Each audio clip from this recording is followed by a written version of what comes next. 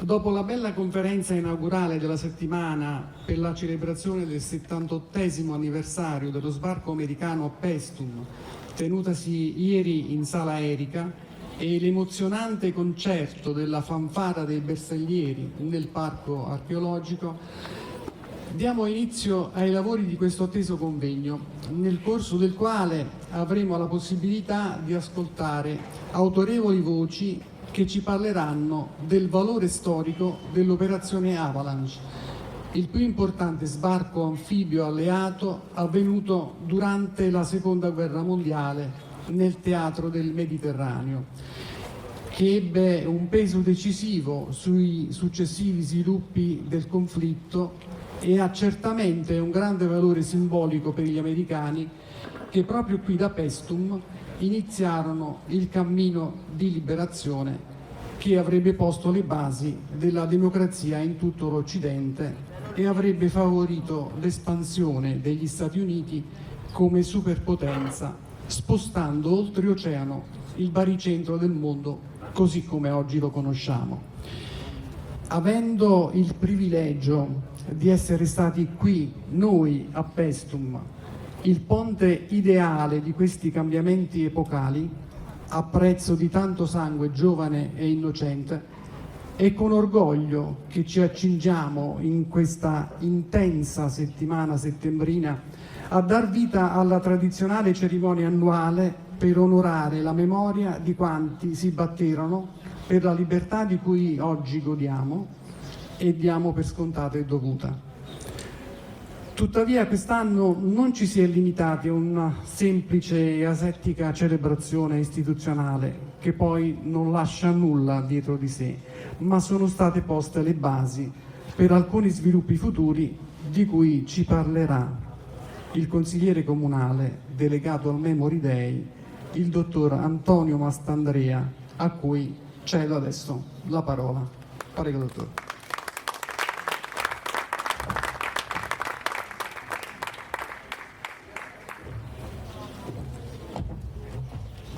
Buonasera a tutti. Sì, come diceva Giorgio, ieri siamo stati alla presentazione di questa mostra fotografica che si è tenuta in Sala Erica, una mostra molto emozionante perché sono state messe in evidenza delle foto importanti che raccontano una storia importante, una storia fatta di sofferenze, una storia fatta di vite spezzate, di paura, ma allo stesso tempo è una storia fatta di speranze, una storia fatta di libertà. E per questo volevo ringraziare appunto Nicolò Dati, il presidente del Museo dello Sbarco, e Salerno Capitale, che ha reso possibile questa mostra fotografica. Io credo che appunto una fotografia dica più di 1000 parole, per questo esorto chi non ha visitato finora questa mostra in Sala Erica di visitarla nei prossimi giorni, sarà allestita fino più o meno intorno al 10 settembre. Oggi invece abbiamo questo convegno su quella che è l'importanza dell'operazione Avalanche, dell'operazione Valanga che si è tenuta qui a Paestum in effetti. Un'operazione importante, come diceva Giorgio, seconda per numero di mezzi impiegati e forze armate soltanto allo sbarco in Normandia. Però secondo molti critici non seconda invece per quel che riguarda invece l'importanza strategica militare per la liberazione dell'Europa dal dominio nazifascista. Quindi sotto questo punto di vista poi saranno i relatori a mettere in evidenza tutti questi aspetti. Io credo che l'obiettivo del Memory Day di quest'anno sia proprio quello di mettere in evidenza appunto aspetti poco noti, poco conosciuti dell'operazione Valanga, dell'operazione Avalanche, oppure aspetti che sono conosciuti a pochi in effetti, a chi ha dedicato molta passione per questo tipo di pezzo di storia. ma per molti ancora poco noti. Ecco perché con il sindaco, con il comitato Memory Day di quest'anno, abbiamo deciso di mettere in evidenza attraverso una mostra fotografica e quindi attraverso una memoria visiva e attraverso il racconto di aneddoti e circostanze, quindi una memoria più raccontata, tutto quello che c'è dietro l'operazione Avalanche e renderla nota a tutti. E con questo io direi, Giorgio, di cedere la parola al consigliere del parco. Grazie a tutti. Grazie dottore, mi permetto di dire grazie Antonio. Facendo parte del comitato Memory Day posso testimoniare che quest'anno c'è davvero un'area di cambiamento, favorita proprio dalla tua capacità di ascolto della squadra di lavoro che è stata creata. Chiamerei adesso per i saluti istituzionali del parco archeologico di Paestum e di Velia il consigliere amministrativo, il dottor Giovanni Garofalo, che accogliamo con un applauso.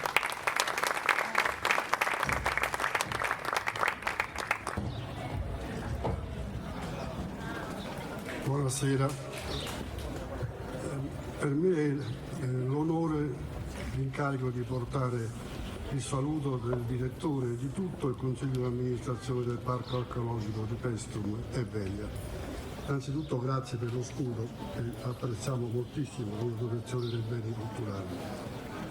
Voglio esprimere il mio compiacimento per questa manifestazione, per ricordare che proprio qui, nel nostro territorio, è iniziata la liberazione dell'Italia, ma che non è soltanto un ricordo, ma la trasmissione di questi valori alle nuove generazioni, perché sono loro che non devono dimenticare. È stato l'evento storico più importante del secolo scorso, con una grande partecipazione dei cittadini di tutto il Cilento, un valore importante per la nostra storia, ma anche per i rapporti fra il sud del paese e gli Stati Uniti. Ricordiamo gli aiuti ricevuti per la ricostruzione e la notevole emigrazione. Un avvenimento importante anche per la zona archeologica. Per i soldati alleati è stata la scoperta di una grande storia, una grande civiltà. Ho visto spesso le foto dei templi e hanno fatto il giro del mondo, ma io mi sono commosso nel rivederle e mi ha colpito particolarmente quella dove si vede il centro comunicazioni installato nel Tempio di Nettuno, un tempio che trasmette storia e dove i soldati alleati stanno scrivendo la storia democratica dei nostri tempi. Grazie.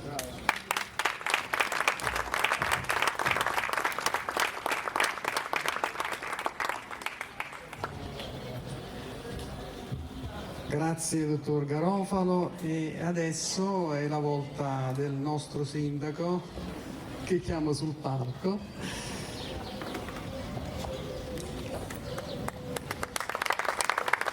E naturalmente lo accogliamo con l'applauso.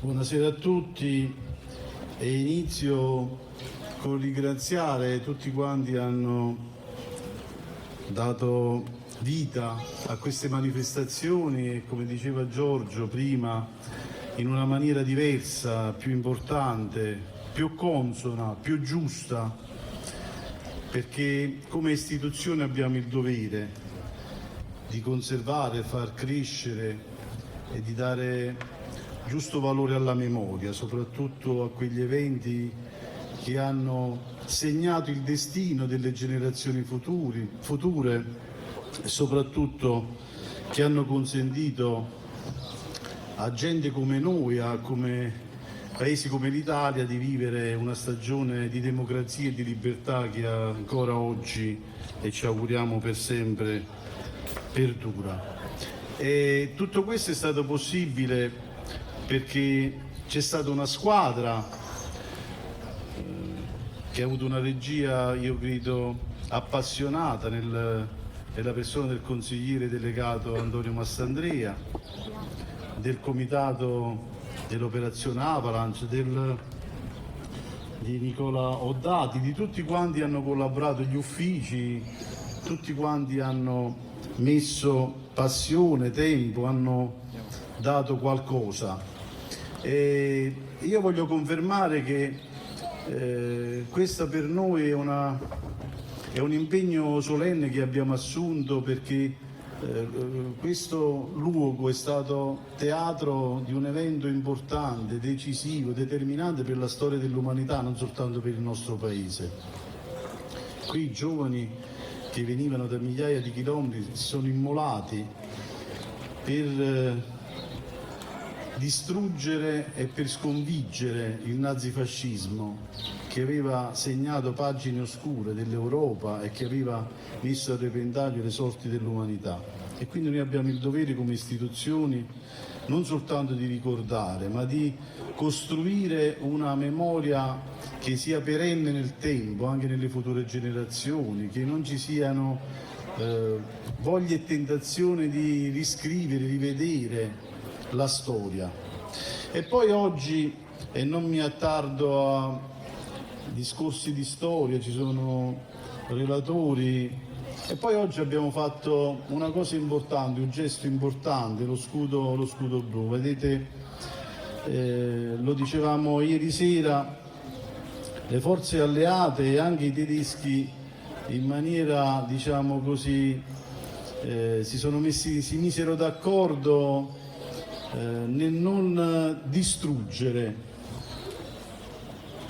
quasi 80 anni fa, cosa che invece in altre parti del mondo avviene, quello che è successo nel Medio Oriente con i talebani, nelle guerre che si sono combattute e che hanno distrutto beni culturali di valori inestimabili, che non potranno essere mai più ricostruiti o ricostruiti comunque, ma non saranno più quelli originali. E quindi questi beni che furono salvati, esclusi, furono evitati bombardamenti perché si misero d'accordo in maniera tacita. Oggi noi invece, sulla scorta di una convenzione dell'Aia, e siamo il primo luogo in Campania che appone lo scudo blu, e quindi io ringrazio i responsabili, c'è con noi il vicepresidente nazionale, che poi sarà sicuramente chiamata per un saluto, che è anche un collega sindaco della provincia di Potenza, i rappresentanti, e quindi oggi noi abbiamo, ecco, con un atto immaginato, ma ecco, questa protezione, ma noi ci auguriamo davvero con tutto il cuore che non ce ne sarà assolutamente bisogno, ma sapendo che le conquiste della libertà, della democrazia, della pace, che oggi per noi sono scontate, vedete, nel resto del mondo sono ancora conquiste lontane e che sono sempre precarie, fragili, e che da un momento all'altro le cose possono, ecco, scomparire e essere messe a repentaglio. Perciò la memoria è importante, perciò la cultura è importante, perciò queste giornate sono importanti, e perciò si è passati da una ovviamente manifestazione di un giorno, quasi una sorta di liturgia, a 7 giorni, ma abbiamo immaginato la costruzione di un monumento sulla spiaggia dove c'è stato lo sbarco a Torre di Mare, un museo multimediale, insomma è l'inizio di un cammino, perché noi riteniamo che abbiamo il dovere di ricordare, il dovere di costruire una memoria, perché questo è stato davvero un teatro, e si è scritta la storia che ha deciso e ha determinato poi i decenni e il futuro non soltanto dell'Europa ma dell'umanità. Quindi io mi fermo qua, perché i relatori credo che fremono, e soprattutto voi siete venuti qua non per i saluti del sindaco ma per ascoltare i nostri relatori. Grazie e buona serata.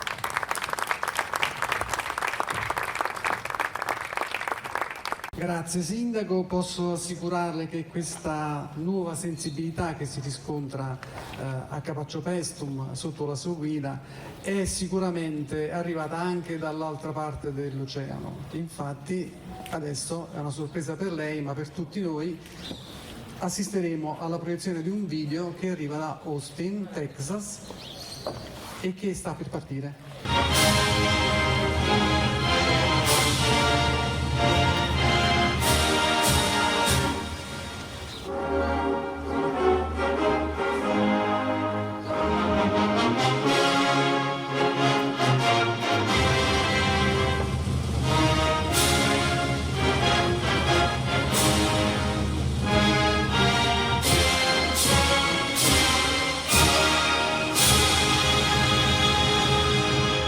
Buongiorno, and greetings from Austin, Texas, and Camp Mabry, home of the 36th Infantry Division. My name is Jeff Hunt. I'm the director of the Texas Military Forces Museum, located here on post, and it's a pleasure to speak to the civilians, the authorities, the military personnel, and Mayor Franco Alfieri of the great city of Paestum in Italy.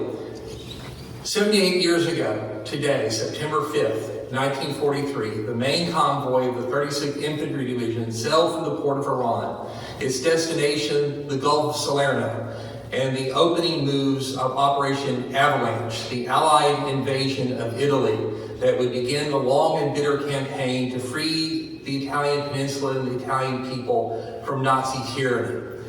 On September 9th of 1943, the 36th Infantry Division, as part of the American Fifth Army under the command of Lieutenant General Mark Clark, neared the invasion coast. To our left was the British 10th Division, prepared to land after a massive naval bombardment. But on the American beaches that were the target of Major General Fred Walker's 36th Infantry Division, there would be no pre-invasion artillery bombardment because General Walker believed that an bombardment was not only not necessary and would rob his troops of the element of surprise, but would cause unnecessary destruction to the magnificent architectural temples and other historic buildings in the Paestum area. He also believed that such a bombardment would unnecessarily cause casualties to the civilian population.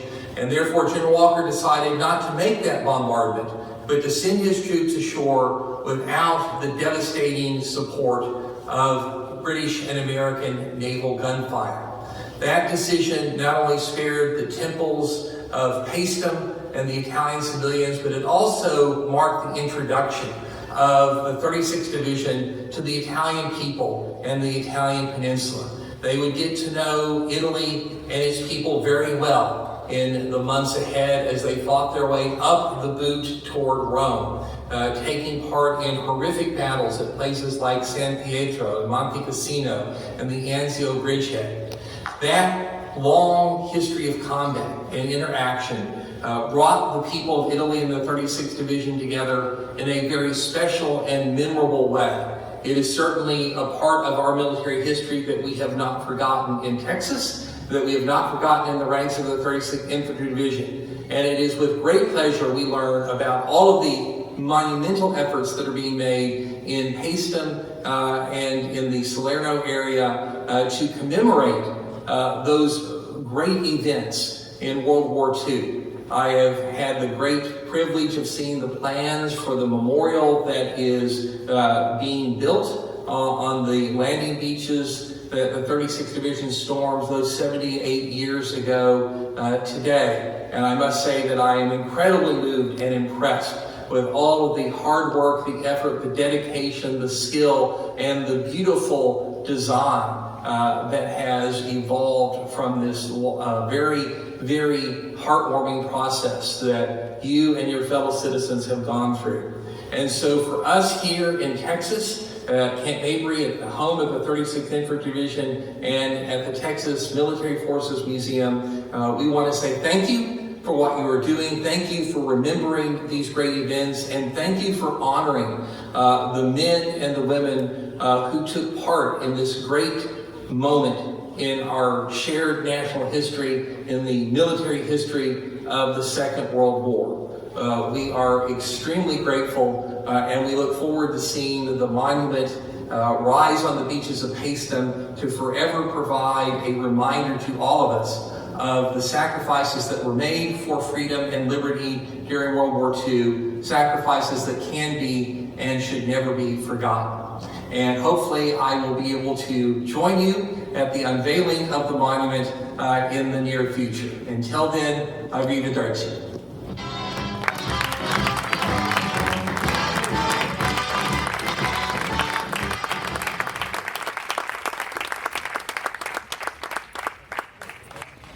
E a questo punto chiamerei il dottor Antonio Asprone, archeologo e presidente della Società Italiana per la Protezione dei Beni Culturali, sezione di Salerno, a relazionarci e a chiarirci un po' le idee. Grazie e buonasera.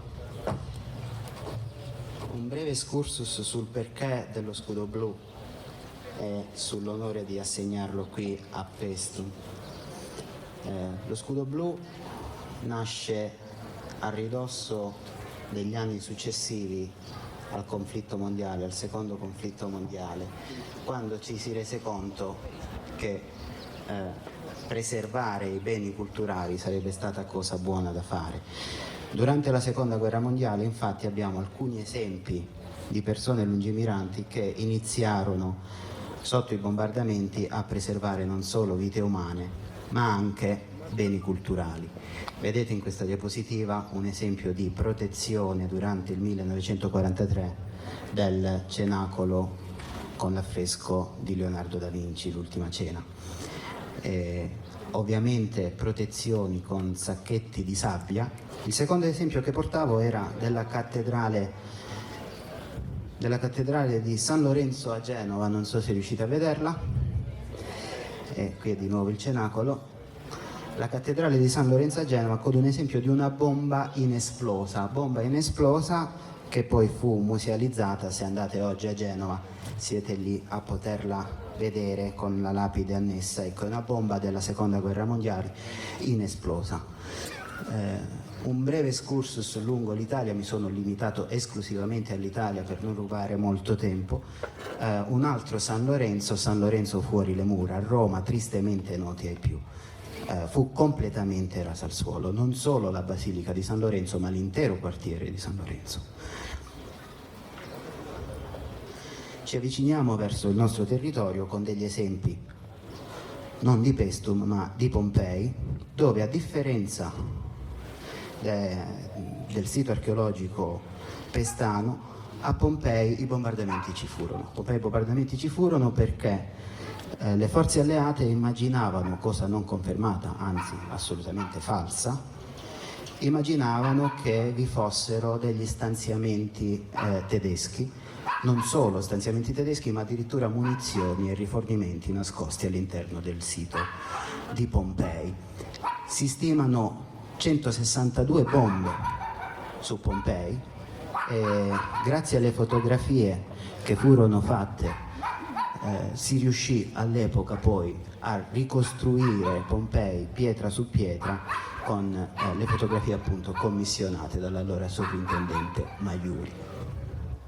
E veniamo a Paestum, dove la disputa è chi salvò i templi di Paestum. Non ci addentreremo nella disputa se il generale alleato, quindi il generale americano Clark, piuttosto che il generale tedesco Hermann Leck, il quale cita in verità in un suo passo di aver fatto una perlustrazione agli inizi di settembre, 4 e 5 settembre, presso i templi di Paestum, e cito il testo: tra il 3, il 4 e il 5 settembre ho visitato la 16ª divisione Panzer, la divisione Hessmann-Göring e la 15ª divisione Panzergrenade.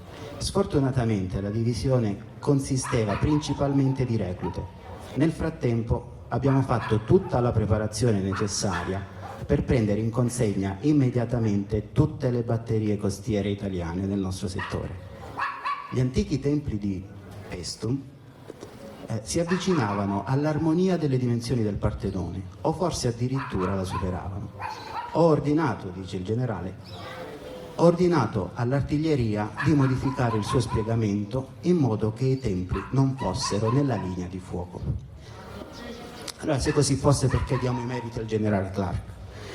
Diamo i meriti al generale Clark, o meglio una parte di storiografia dà i meriti al generale Clark, perché lo stesso raccolse in un libro, Rischio calcolato, quello che fece per preservare i templi di Paestum.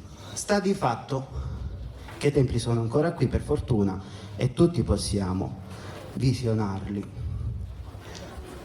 Veniamo al perché dello scudo blu. Successivamente agli eventi narrati, molto velocissimamente portando alcuni esempi, si sentì la necessità, in seno all'Organizzazione delle Nazioni Unite, di preservare legalmente anche il patrimonio culturale. Da lì la Convenzione dell'Aia, di cui ci parleranno sicuramente dopo gli altri relatori. Non mi soffermerò quindi sulla Convenzione dell'Aia, andrò direttamente allo scudo blu, che fu scelto come emblema distintivo per la tutela e per la protezione dei beni culturali. Lo scudo blu che abbiamo appena inaugurato ed assegnato a Paestum è il primo che vedete sulla sinistra, quello che definiamo scudo blu semplice. Abbiamo poi lo scudo blu speciale, dal 1954, ratificato nel 1999, sempre in seno all'UNESCO, e infine lo scudo blu di tutela rafforzata.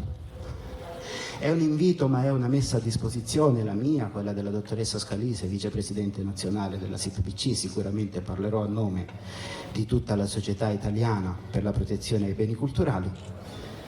Aver inaugurato oggi con il primo passo un emblema simbolico dello scudo blu a protezione dei beni culturali a Paestum, potremmo collaborare e collaboreremo sicuramente con il Comune, con il Parco, con le associazioni, con i comitati che vorranno, da qui a 3 anni avere lo scudo blu speciale e, perché no, lo scudo blu di protezione superiore in commemorazione degli 80 anni dei bombardamenti. Grazie dottor Sprone, e adesso veniamo al cuore di questo convegno, e cioè l'importanza strategica dell'operazione Avalanche, di cui ci parlerà il professor Nicola Poddati, presidente del Museo dello Sbarco e Salerno Capitale, che ci sta tenendo compagnia da ieri. Prego.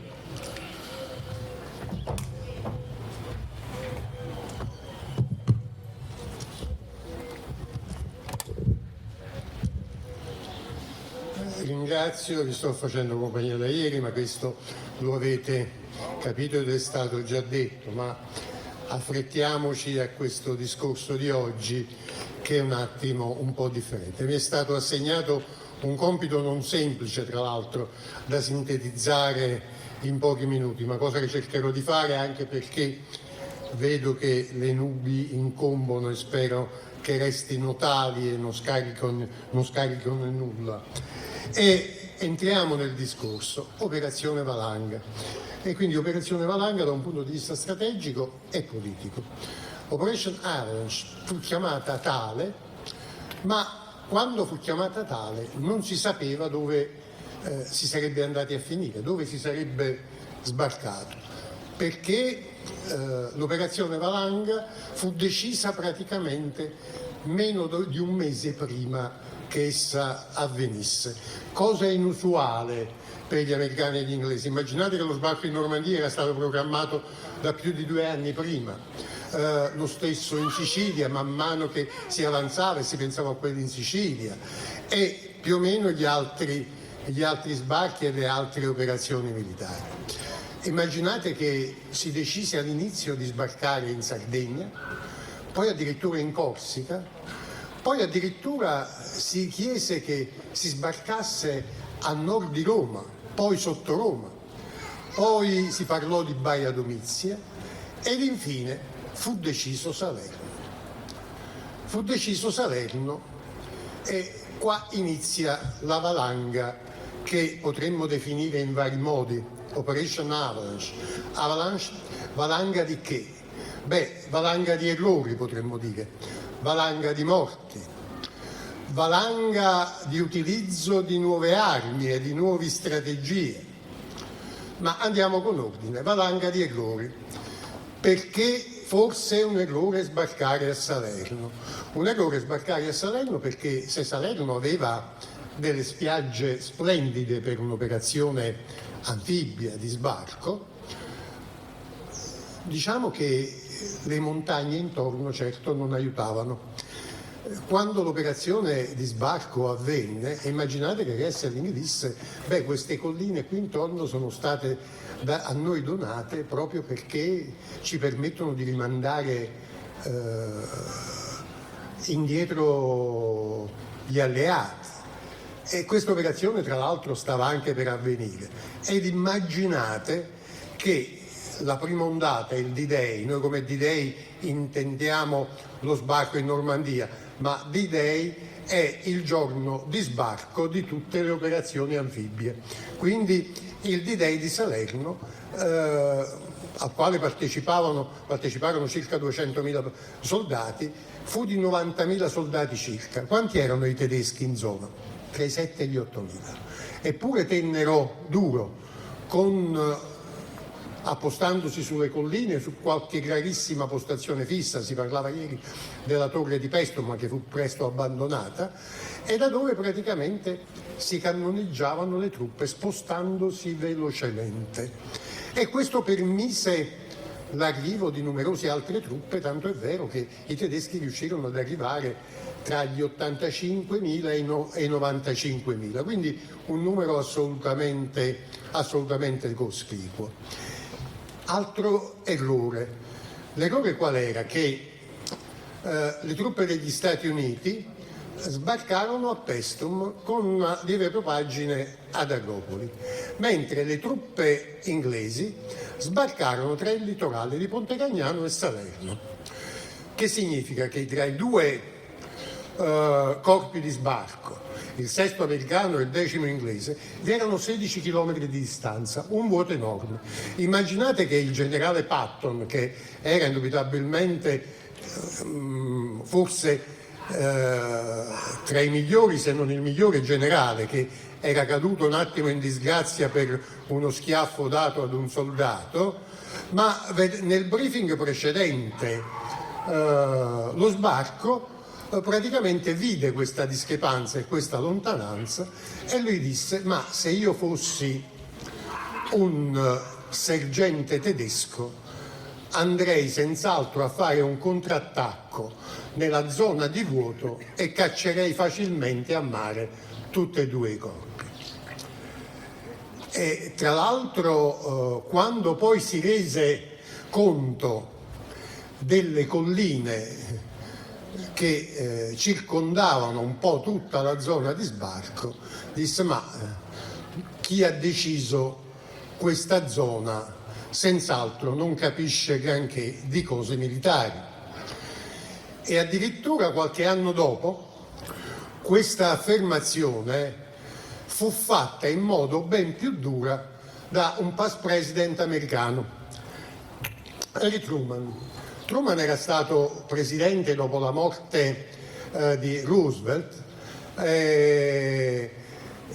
Praticamente nel 1956, quando come presidente c'era Eisenhower, che era il capo militare alleato praticamente, che aveva poi deciso dello sbarco, venne qui in Italia, siamo nel 22 maggio del 1966, e venne a Pestum e a Salerno, e sul lungomare, non parlano, sul lungomare di Salerno, con i giornalisti attorno, lui usò una frase in cui esiste l'omologa italiana un po' volgare che io non vi cito, ma quando vi cito la frase inglese si capisce qual è quella italiana. Quella inglese è un attimo più delicata, anche se forte. Disse: chi è quel generale squirrel head, cioè con la testa di scoiattolo, che ha deciso di sbarcare a Salerno? Il generale che aveva deciso era il presidente degli Stati Uniti in quel momento, Eisenhower, che tra l'altro non era stato dolce con Truman, perché aveva accusato Truman di essere stato abbastanza condiscendente nei confronti dei russi, e ovviamente Truman non perse l'occasione per togliersi una pietra dalla scarpa, ma questo ebbe una risonanza enorme negli Stati Uniti, perché uscì il New York Times e tutti i giornali con in prima pagina queste dichiarazioni di Truman. Ma Eisenhower praticamente disse sì, che la decisione era stata sua, aprì gli archivi, e guardate bene, gli archivi su questi argomenti militari negli Stati Uniti si aprono tra i 25 e i 30 anni, non era ancora arrivata questa data, e lui decise di aprire l'archivio e desecretare tutte le carte che riguardavano l'Operation Avalanche, e praticamente dalle quali si evinceva che la scelta era stata di Churchill, che aveva convinto Eisenhower e gli avevano ordinato che lo sbarco fosse a Salerno. Perché? Perché si diceva, secondo gli inglesi, che a Salerno e nella zona di Paestum in particolar modo poteva arrivare la caccia, gli aerei da caccia della Sicilia per la protezione dello sbarco, e tra l'altro era sbarcato nel sud Italia il generale Montgomery, che si sarebbe potuto facilmente ricongiungere con le truppe della Quinta Armata dell'Operation Avalanche, cosa che non avvenne mai, arrivò solo Eisenhower. Questo fu un altro problema, Clark dovette vedersela da solo.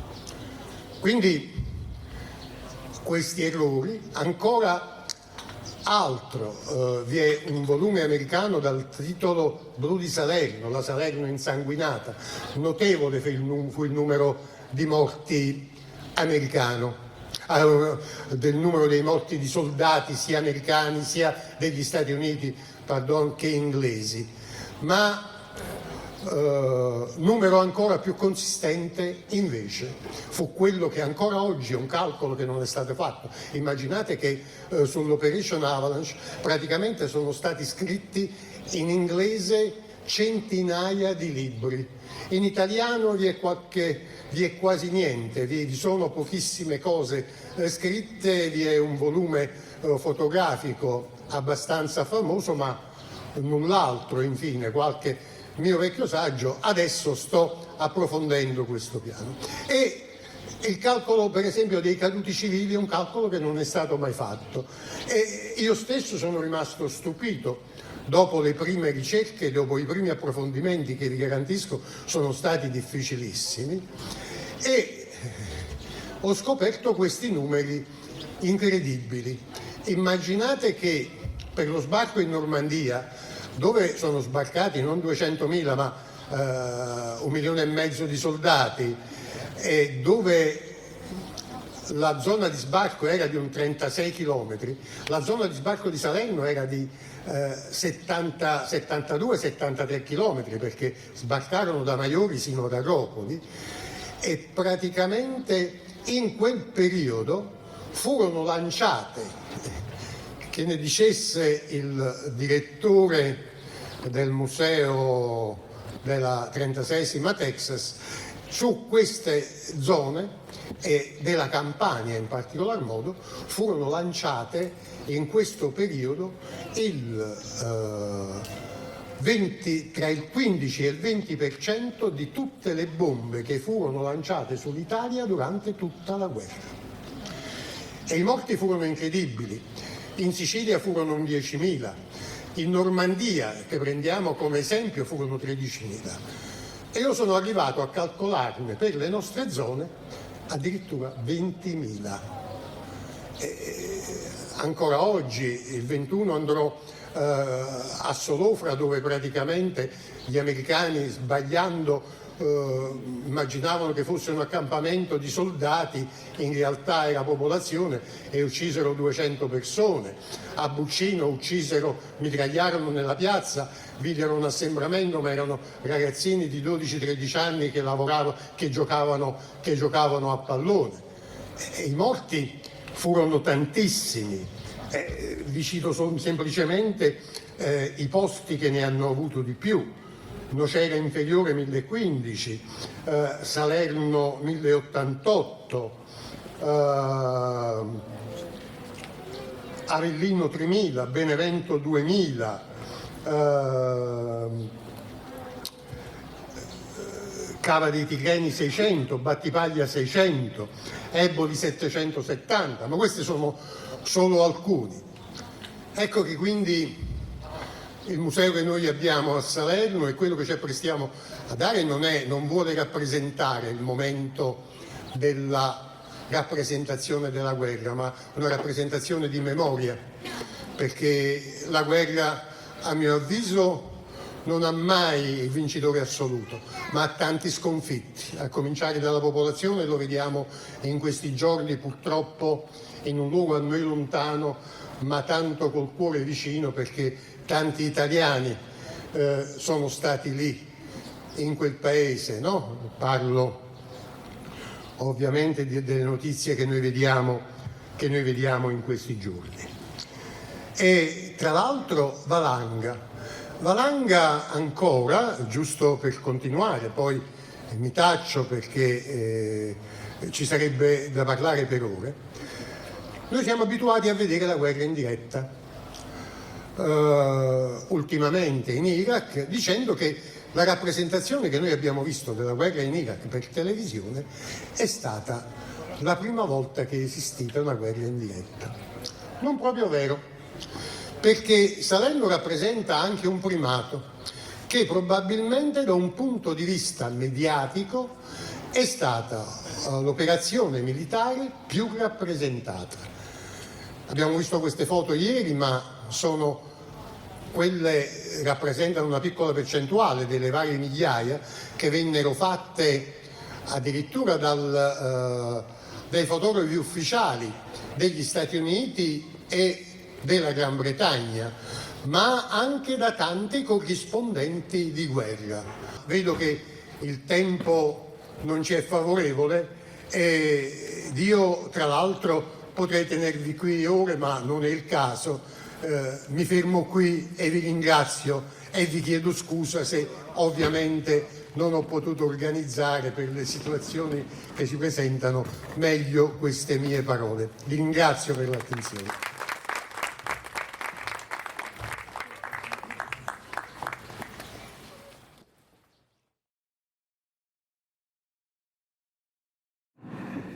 E allora, visto che ci siamo tutti più o meno, dopo queste 4 luci generali ci hanno fatto bene, ci hanno fatto rigalozzire, riprendiamo, sì infatti, riprendiamo come disse Enzo Tortora, dove eravamo rimasti. Basta non fare la stessa fine. L'intervento conclusivo del professor Ottati, che come al solito è stato sempre chiarissimo e ci dà sempre qualche altra novità che magari non conoscevamo. E voglio ricollegarmi giusto un attimo al fatto che lei diceva prima che ci sono molti libri scritti in inglese, ne stiamo parlando proprio adesso qui, e pochi libri in italiano. Assolutamente. Pochi libri in italiano. Nelle prossime settimane, questo è uno scoop che le do, presenteremo una traduzione delle memorie del generale Walker che comandava la 36esima divisione. È stata assolutamente sì. L'ha fatta lei? Sì, perché praticamente il linguaggio Mi faccia sapere che voglio esserci è quando complicato, quindi le daremo una prima copia e se avrà piacere di essere assolutamente sì. alla presentazione del libro. Bene,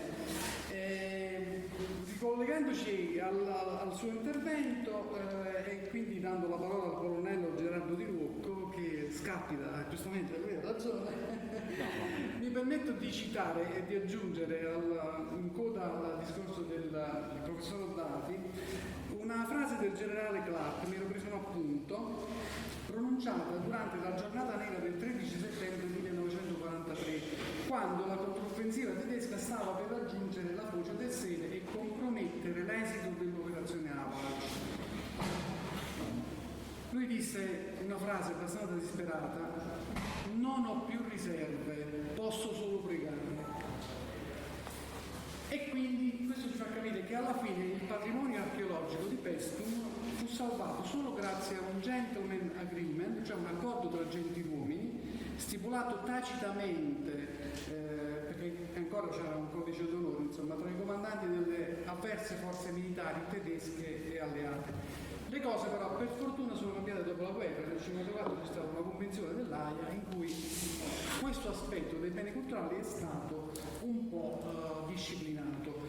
Colonnello, a questo punto può illustrarci meglio di cosa si tratta? Speriamo di potervelo illustrare meglio. Innanzitutto corre l'obbligo di ringraziare gli organizzatori di questo convegno per aver dedicato, anche per aver in qualche modo invitato anche Croce Rossa Italiana.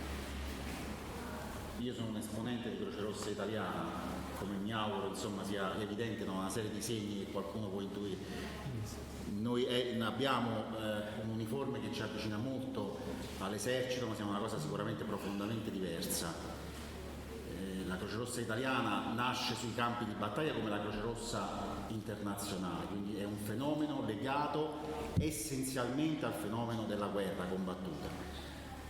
Penso conosciate tutti la storia di Meridionale nel 1859, la battaglia della guerra d'indipendenza italiana, nella terza non specifica, nella seconda chiedo scusa, e in particolare da Solferino in poi al fenomeno della guerra è profondamente legato il movimento internazionale di Croce Rossa. Evoluzioni chiaramente nel corso degli ultimi 150 anni, siamo rimasti ancorati fedelmente però ad alcuni concetti importanti. Noi in Italia sicuramente alla componente originaria e ancora oggi conserviamo insieme ad altre poche associazioni di Croce Rossa nazionali la componente militare. Ma siamo stati legati comunque a due concetti sui quali poi si è evoluto tutto il concetto di umanità trasportato in un fenomeno così terribile e sconvolgente come quello della guerra. E sono i due pilastri su cui si costruisce tutta una materia, un ambito disciplinare che io ho l'onore tra l'altro di poter diffondere, perché questa è la parola che noi utilizziamo nel nostro ambito. L'ho fatto in sede universitaria per tanti anni, lo faccio ancora nell'ambito appunto delle forze armate, che è il diritto internazionale umanitario. Ultimamente ne stiamo sentendo parlare, grazie a Dio, sempre più spesso per una serie di motivi che purtroppo vorremmo anche evitare. Diritto internazionale umanitario significa traspondere in una situazione di crisi estrema, come può essere appunto quello della guerra, della conflittualità che peraltro è sempre esistito nell'ambito dei rapporti e delle dinamiche della comunità internazionale, due concetti fondamentali che sono quello della distinzione e quello dell'umanità.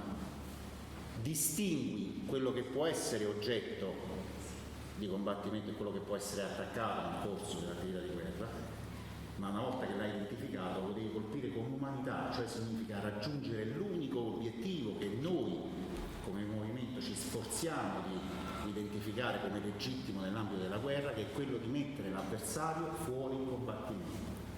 Tutto quello che va oltre questo scopo è assolutamente, drasticamente da considerarsi illegittimo nell'ambito dell'attività di guerra.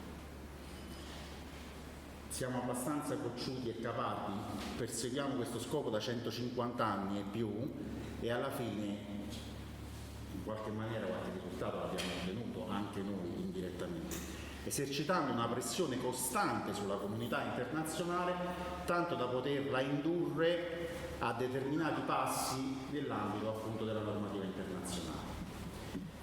Ricordavamo appunto che dopo la sconvolgente parentesi della seconda guerra mondiale, che poi non presentava elementi nuovi rispetto alla protezione dei beni culturali, perché questo è l'oggetto che ci tiene in qualche modo uniti in questo momento. Si è parlato sovente di gentleman agreement, che in qualche modo era quell'istinto che portava persone di cultura profondamente diversa a dover necessariamente però rispettare alcuni principi molto vaghi, perché non era così chiaro il concetto di cultura, il concetto di bene culturale o quant'altro, almeno non era chiaro uguale per tutti, ma in determinate circostanze c'erano persone che spontaneamente si muovevano per evitare che le conseguenze dannose della guerra potessero portarsi a determinati monumenti, a determinate situazioni. In quella che è stata definita come la stagione di Croce Rossa nell'ambito internazionale, che comincia proprio alla fine della seconda guerra mondiale, consideriamo che uno dei primi risultati raggiunti dalla comunità internazionale è stata la modifica delle convenzioni di Ginevra, quelle con le quali era stata combattuta la seconda guerra mondiale del 1929 e che si erano poi proditoriamente dimostrate inattuabili nel corso della seconda guerra mondiale. Quindi la modifica di quelle convenzioni fu la spinta fondamentale, unita al riassetto dell'intera comunità internazionale, per dare vita alla comunità stessa. Quindi c'è una consecutività di eventi da un punto di vista legislativo e giuridico che comincia dalla Carta delle Nazioni Unite, dalla Dichiarazione Universale dei Diritti dell'Uomo, che apre un altro spaccato impressionante che non è legato, questo sia chiaro, al concetto di diritto internazionale umanitario. Sono due ambiti profondamente diversi, i diritti umani da una parte, il diritto internazionale umanitario dall'altra, due ambiti totalmente separati che non hanno nemmeno una fonte in comune peraltro, ma l'idea è la stessa, quella di rideterminare la comunità internazionale su concetti che possono essere del tutto nuovi rispetto al passato, ancorata però a determinati principi fondamentali e generali. Quindi dicevamo Carta delle Nazioni Unite, Dichiarazione Universale, terzo passaggio fondamentale, Convenzione di Ginevra del 1949, che sono quelle attualmente in vigore, le 4 convenzioni, la prima relativa ai combattimenti terrestri, la seconda a quelli navali per analogia al combattimento aereo, la terza relativa ai prigionieri di guerra, la quarta, cosa strana, relativa alla popolazione civile. In effetti, da un punto di vista teorico, che c'entra la popolazione civile con la guerra? Bisognava spiegarlo a quelli che hanno combattuto soprattutto la seconda guerra mondiale, che non è stata una guerra di eserciti, come sapete, è stata una guerra che ha travolto in maniera assoluta tutte le popolazioni che sono venute a contatto con questo fenomeno. Quindi la necessità di riaffermare quel principio, già chiaro nel 1859, della distinzione. Distingui quello che puoi colpire da quello che non devi colpire. Questo concetto di distinzione si estende finalmente nel 1954 anche ai beni culturali. L'identificazione di un concetto da cui si parte, che è estremamente importante ma che avrà un'evoluzione che ancora oggi peraltro non si è conclusa, della identificazione del bene culturale come bene che non appartiene allo Stato nel quale si trova, ma che appartiene all'intera comunità internazionale. Quindi i beni che abbiamo sul nostro territorio non sono nostri nel concetto di sovranità rapportati, ma sono della comunità internazionale, ma è nostro obbligo e onere doverci preoccupare di mantenerli e preservarli a beneficio di tutta la comunità internazionale. Questo è il concetto su cui si fonda la Convenzione dell'Aia del 1954, che introduce un concetto importantissimo, che è quello di protezione generale perché basta che un bene viene identificato nell'articolo 1, alla stregua della definizione dell'articolo 1 della Convenzione, come bene culturale, è già la definizione molto più estesa di quanto non si poteva immaginare in precedenza, per poter meritare comunque una protezione generale. Nella guerra dei Balcani in Europa si prende coscienza diretta e immediata di una violazione, di che cosa significa realmente la guerra, al di là di sentirla semplicemente dai giornali o di vederla a distanza. La guerra ce l'abbiamo avuta in casa, troppo in casa in Europa, da non dover comunque affrontare determinate tematiche. Una di queste tematiche era necessariamente quella relativa alla protezione dei beni culturali. Il bombardamento di Dubrovnik, l'abbattimento del ponte di Mostar, la distruzione della biblioteca di Sarajevo sono state cose devastanti per la cultura europea, bisognava necessariamente fare qualcosa. Umberto Leanza si attacca alla sua Argentina, che ho avuto il piacere di vedere, qualcosa di incredibile, la gente ha detto, c'è Kofi Annan, tutta gente così, Kissinger, cioè tutti i personaggi, si attacca al telefono, comincia a chiamare a destra e a sinistra, dobbiamo necessariamente fare qualcosa.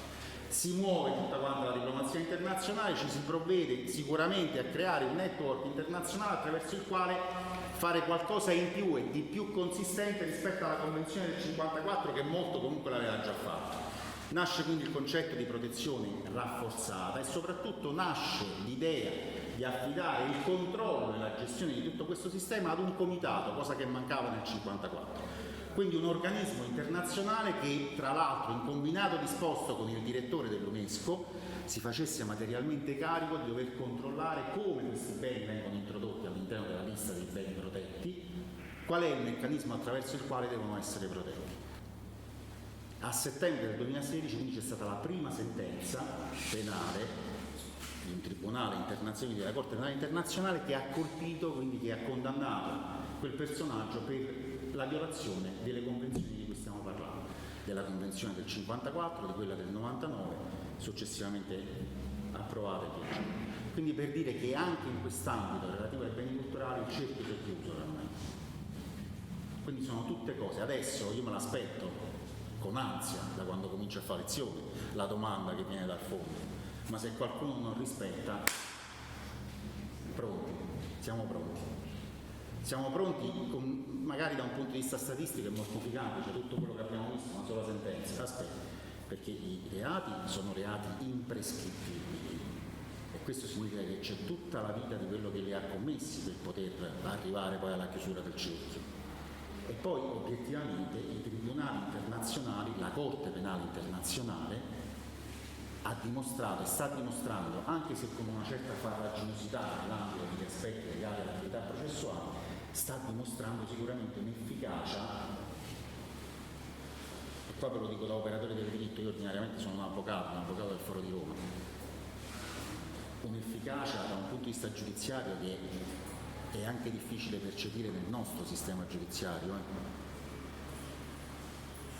Noi ci stiamo perdendo in tutta una serie di questioni, però stiamo perdendo di vista quella che è l'efficacia dello strumento penale. In ambito internazionale questa efficacia, anche se a fatica, anche se insieme a tante difficoltà, comunque finalmente si sta concretizzando. Lo Statuto di Roma è del 98.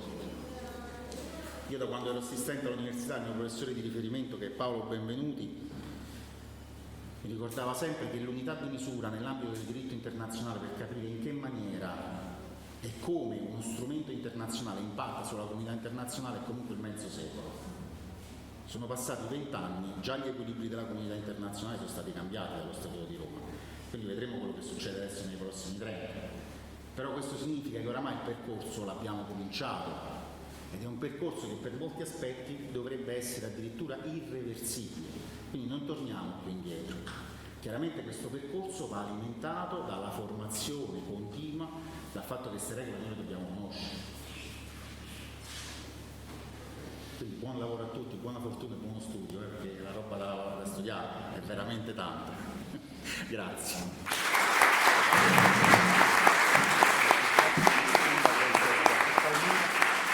Lo so, però abbiamo cominciato. Grazie Colonnello per averci dato queste preziose informazioni su questo strumento di civiltà conquistata finalmente, perché se è vero che in passato la storia ci ha dimostrato che bisognava fare affidamento sulla sensibilità dei comandanti, di fatto abbiamo visto che a partire da Giulio Cesare, che bruciò la biblioteca di Alessandria, che conteneva tutto lo scibile umano dell'antichità, fino alla distruzione dell'abbazia di Monte Cassino e per finire i talebani che hanno distrutto i monumenti. Era assolutamente necessario. Bene, siamo alla fine, siamo all'ultima battuta, finalmente possiamo dire che il professor Braverrati ci allieterà con alcune notizie che riguardano la di Pestum. Ovviamente di questo progetto Pestum abbiamo scambiato qualche battuta prima dell'inizio del convegno, perché onestamente io ho cercato su internet di cosa si trattasse. Avevo trovato sul sito dell'Università di Salerno il professor Fernando Fratellari, il docente ordinario presso appunto l'Università di Salerno, Dipartimento di Ingegneria Civile. Ma i progetti sul Pestum sono tanti, allora mi sono avvicinato e gli ho chiesto, professore Radic, di che cosa in pratica si tratta? Adesso qui ce lo spiegherà. In breve ho rubato giusto qualche appunto nelle sue fonti e vi anticipo che questo progetto è sponsorizzato e finanziato dalla missione diplomatica degli Stati Uniti in Italia attraverso il programma che si chiama Alumni Small Grants 2020, che ha come obiettivi fondamentali la mitigazione dell'impatto socio-economico del Covid-19, quindi siamo in piena attualità, e lo stimolo di misure di rilancio dell'economia di aree italiane particolarmente colpite dall'emergenza pandemica. Professore, a lei la parola. Grazie di questa introduzione. Allora, questo progetto che presento brevemente stasera non è disponibile in rete perché si tratta di un progetto che ancora non è stato lanciato ufficialmente, quindi io questa sera anticipo, do un'anteprima, notizie anteprima su questo progetto che vedrà poi la sua luce e prenderà corpo in seguito, come avrò modo di spiegarvi. Ringrazio innanzitutto calorosamente la città di Capaccio Pestum per avermi invitato a presentare, a dare queste anticipazioni nel corso di questo importante convegno, un convegno davvero importante nel quale ho imparato molte cose, devo dire la verità, sia di diritto che di storia sullo sbarco, sulle problematiche relative allo sbarco. Questo progetto intende innanzitutto rinsaldare l'amicizia tra gli Stati Uniti e la città di Capaccio Pestum, che ha avuto simbolicamente inizio nel corso dell'operazione Avalanche e dello sbarco americano del 1943. A breve appunto sarà organizzato un evento di lancio ufficiale di questo progetto, al quale sarà data ampia notizia a mezzo stampa. Partecipa all'incontro di oggi in rappresentanza della missione USA in Italia la dottoressa Chiara Di Mizio del Consolato americano di Napoli, e poi avremo nell'ambito della giornata del 9 anche 2 consoli americani, il console generale e il console della cultura, che saranno qui in visita in occasione della giornata finale di questa serie di eventi. Allora, questa slide illustra il team di sviluppo del progetto PESTUM, @PESTUM, sarebbe @PESTUM, che vede impegnato oltre sottoscritto altri docenti, ricercatori e dottorandi del Dipartimento di Ingegneria Civile dell'Università degli Studi di Salerno e di un'associazione culturale no profit, Come to Italy. Qual è la finalità di questo progetto? Il progetto mira a promuovere la visibilità del parco archeologico di Paestum e Velia e della città di Capaccio Paestum attraverso tecnologie infografiche avanzate a supporto della valorizzazione del patrimonio. Si avvale di un accordo quadro tra l'Università degli Studi di Salerno e il Parco Archeologico di Paestum e Velia e di precedenti importanti attività di ricerca condotte in collaborazione fra queste 2 istituzioni. Il progetto, come è stato ricordato, soprattutto è sponsorizzato e finanziato dalla missione diplomatica degli Stati Uniti in Italia attraverso questo programma Alumni Small Grant 2020, che ha come obiettivi fondamentali quelli che sono stati ricordati dal nostro moderatore. In sostanza ha come obiettivo fondamentale quello di aiutare delle aree fortemente impattate dall'emergenza pandemica a risollevarsi a seguito della conclusione di questa emergenza. In particolare l'area di Paestum è stata individuata come una di queste aree perché il parco è stato a lungo chiuso, ha avuto delle problematiche relative alla chiusura forzata e quindi si sentiva il bisogno di aiutare non soltanto il parco archeologico ma anche tutta la comunità che ruota intorno a questo parco a risollevarsi al termine dell'emergenza pandemica. Il parco è, come sappiamo, iscritto nella lista dei siti del patrimonio culturale mondiale dell'UNESCO e marca l'intera filiera locale a livello internazionale, con un forte impatto economico sull'intera area servita. La realizzazione di un archivio multimediale e di un virtual tour dell'area, liberamente consultabile online mediante un sito web dedicato, costituiscono il cuore di questo progetto. Quindi la realizzazione di un archivio multimediale e soprattutto di un virtual tour. Vedremo di che cosa si tratta. Il sito dedicato a questo progetto raccoglie questi contenuti ed è attualmente in fase di sviluppo, perciò non è stato trovato nelle ricerche online. Diviso in più sezioni, costituisce il box multimediale per l'archiviazione, l'organizzazione e la condivisione dei contenuti, fornendo all'utente, anche non tecnico, normale utente non esperto di queste tecnologie, la possibilità di passare velocemente alle informazioni e alla rappresentazione della conoscenza. E vedremo che ci sarà anche una sezione dedicata all'operazione Avalanche e al suo ricordo. Il sito intende creare un virtual tour del parco archeologico e dell'area di Paestum Capaccio. L'interazione con questa applicazione è resa possibile grazie alla presenza di hotspot, di aree sensibili, che all'interno di panorami o di un'apposita planimetria guida interattiva. Quindi cliccando con un computer o anche con un telefonino su questi hotspot si può interagire, cioè si può iniziare questo tour sia del parco che dell'area di Capaccio Paestum. Quindi il tour creerà un ambiente virtuale nel quale l'utente possa muoversi liberamente attraverso un puntatore che suggerisce la possibilità di un transito virtuale tra spazi diversi o di un approfondimento su elementi di dettaglio. Questi ultimi riguardano informazioni multimediali aggiuntive relative al bene in oggetto, quali ad esempio testi, documenti, immagini, eccetera.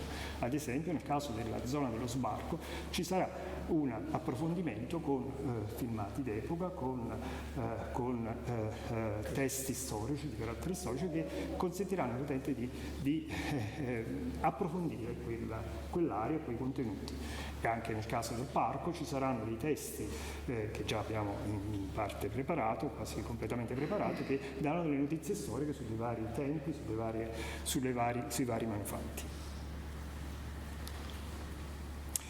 Questo tour sarà arricchito da rilievi architettonici, modellazione tridimensionale e videoclip, che permetteranno di affiancare alla documentazione per immagini anche un vasto corpus informativo. La sua pubblicizzazione multimediale, mediante workshop dedicati che saranno annunciati, come ho anticipato, consentirà di promuovere il parco archeologico della città di Capaccio Pestum in campo internazionale ed in particolare nell'ambito del pubblico statunitense, rafforzando quindi la già solida amicizia tra gli Stati Uniti e la comunità capaccese, con una operazione di conoscenza e di informazione. Questa attività di promozione contribuirà a rilanciare l'economia dell'area ed a richiamare una crescente attenzione turistica al termine dell'emergenza pandemica. Questo è il nostro augurio. Io ho concluso e desidero ringraziare calorosamente la missione diplomatica USA in Italia che ci ha consentito di portare avanti questo progetto, la città di Capaccio Pestum, il parco archeologico di Pestum e Velia, il laboratorio modelli dell'Università degli Studi di Salerno diretto dal professor Salvatore Barba, che ci ha fornito molta parte del materiale che è contenuto nel sito, oltre ad altro materiale che abbiamo raccolto con riprese e direttamente sul campo, e infine l'associazione Come to Italy, un'organizzazione no profit che cura gli aspetti organizzativi di questo progetto. Vi ringrazio e sono stato breve. Grazie.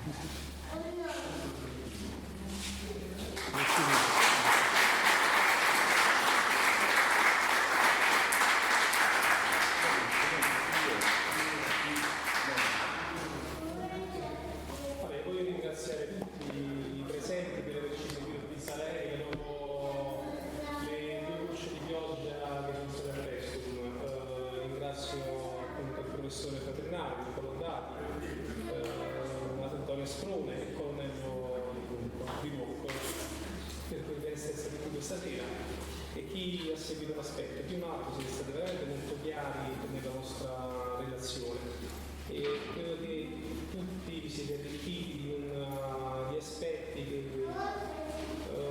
non si conoscevano sia sull'operazione Avalanche che aspetti appunto di diritto internazionale di protezione dei beni culturali. Mi auguro con il professore Paternali che si possa seguire questa strada anche del virtual tour, anche per quanto riguarda appunto l'operazione Avalanche. Sicuramente. Quindi creare un contesto virtuale sullo sbarco e poi come sindaco, come ci hanno ricordato, abbiamo l'intenzione di creare comunque un'aula multimediale sull'operazione Avalanche. Quindi potremo linkare sicuramente da aiuto.